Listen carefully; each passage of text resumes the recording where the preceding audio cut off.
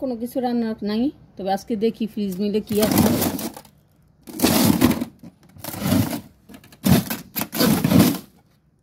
ও লটকা মাছ আছে, আজকে লটকা মাছ রান্না করব। দেখি ভিজে নেই,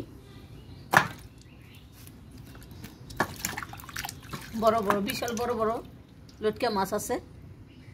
দেখি আজকে রান্না করব।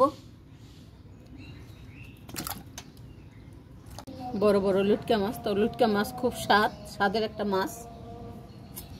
তো এভাবে সবগুলা কেটে নিব।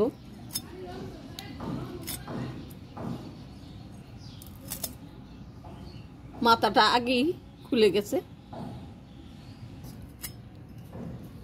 এভাবে এক এক করে সবগুলা পরিষ্কার করে নিব। এভাবে মাথাটা ফেলে দিব। এই যে দেখেন হাতে জুড়ি, এগুলো আস্তে আস্তে সব পরিষ্কার করে নিব।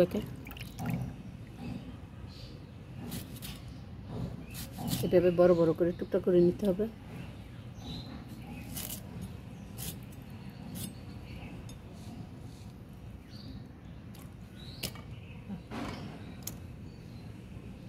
প্রত্যেকটা এভাবে ভিতরের ময়লাগুলো বের করে নিতে হবে, আর বড় বড় করে পিস করে নিতে হবে।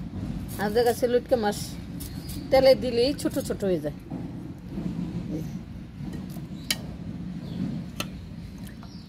হচ্ছে সবচেয়ে বড় লটকা মাছ। এভাবে করে সবগুলো মাছ এক এক করে কেটে নিলাম।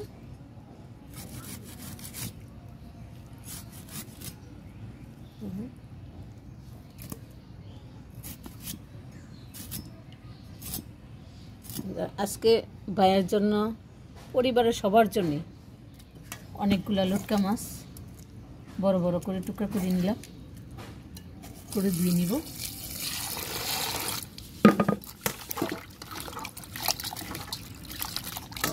আগে একবার ধুয়ে রাখছিলাম, তারপরেও ভালো করে ধুয়ে নিলে মাছ যত ধুবেন তত কথাই বলে মাছ ধোয়া মিষ্টি, ঘুষ ধোয়া হিডা। এই জন্য প্রত্যেকটা মানুষই ভালো করে মাছগুলো ধুয়ে নিলে স্বাদের পরিমাণটা বেড়ে যায়।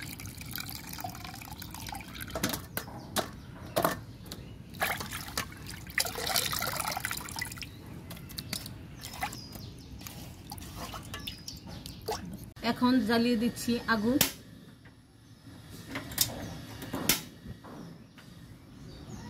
দিয়ে দিব তেল।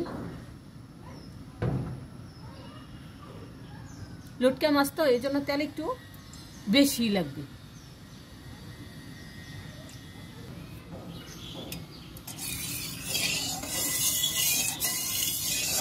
তেলটা চলে আসছে, গরম হয়েছে। এখন দিয়ে দিব তেজপাতা,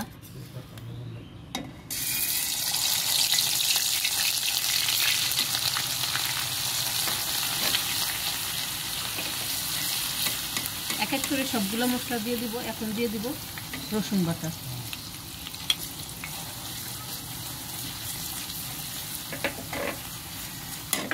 দিয়ে দিব আদা বাটা।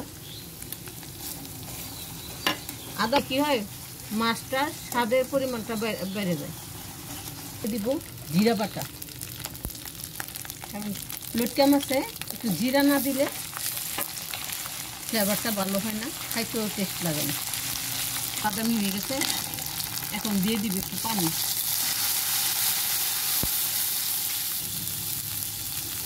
দিয়ে দিব মরিচের গুঁড়া, দিব হলুদের গুঁড়ো, পরিমাণ মতো লবণ।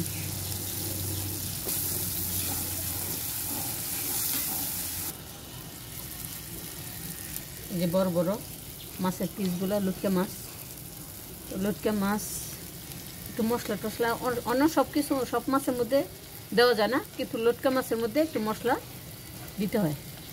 মাছ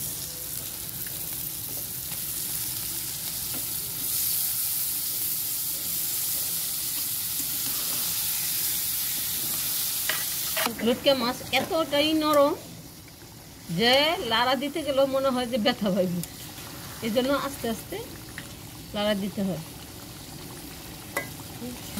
কাঁচামরিচ,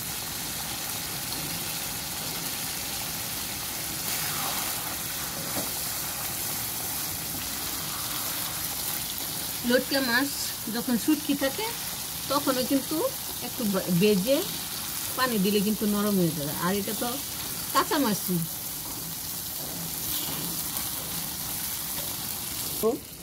ধনিয়া পাতা, ধনিয়া পাতার না, এটা হচ্ছে চাশনি পাতা বলে আমাদের নরসিংদী ডিস্ট্রিক্টে, চাশনি পাতা দিয়ে দিবি।